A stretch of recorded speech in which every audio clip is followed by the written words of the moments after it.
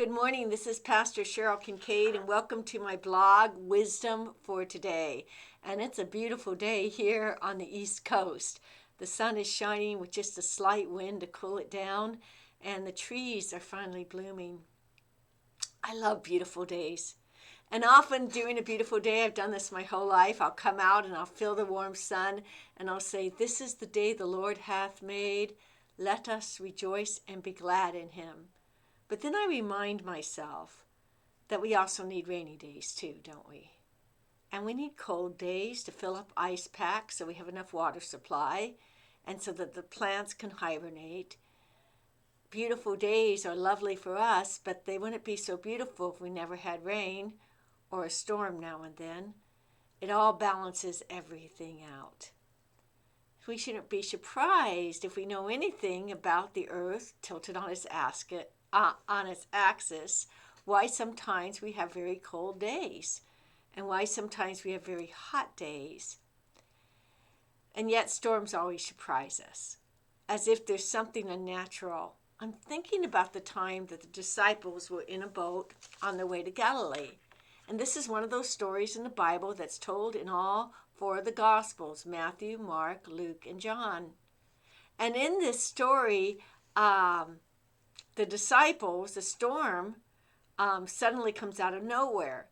Now, I'm going to remind you that at least 5 of the disciples were fishermen, and they knew that on the Sea of Galilee, storms could come out of nowhere. This shouldn't have been a surprise for them. So they got to work fishing the water out of the boat.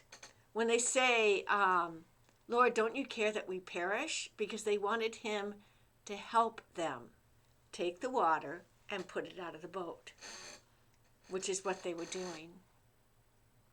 But the statement that reminds me, there's 2 statements there that bother me. First, don't you care that we perish?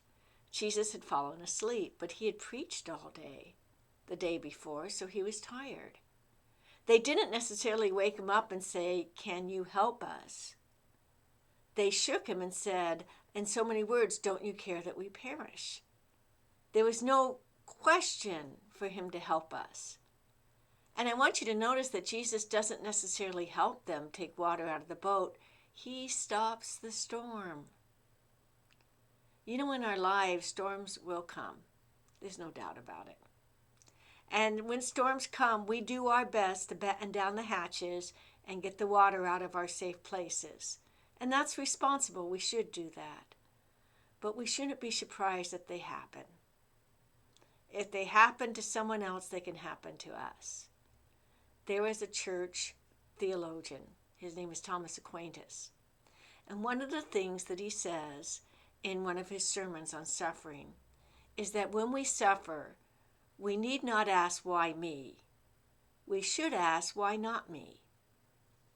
After all, I have Jesus. I have the theologians in my life. I have the apostles. I have this whole tradition of Christianity. Why not me? But when those storms come, I want to challenge you to first of all say to yourself, "Well, I knew this could happen." Then second of all, to ask Christ to stop the storm or to redirect the storm. Sometimes God calms the storm by saying, "Peace, be still."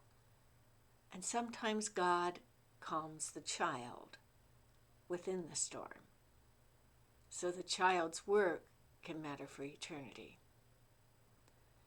I love the old hymn, "Be Still My Soul."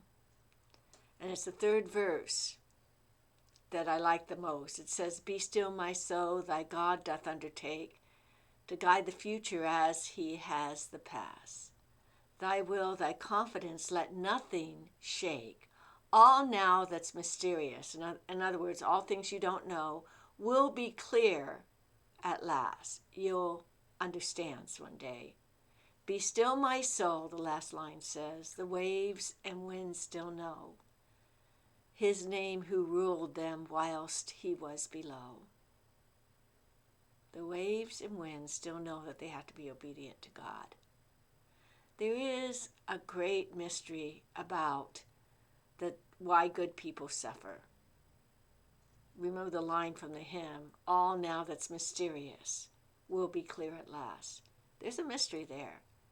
But I want you to know that whatever you're going through, God is greater. And God can turn it around for your redemption.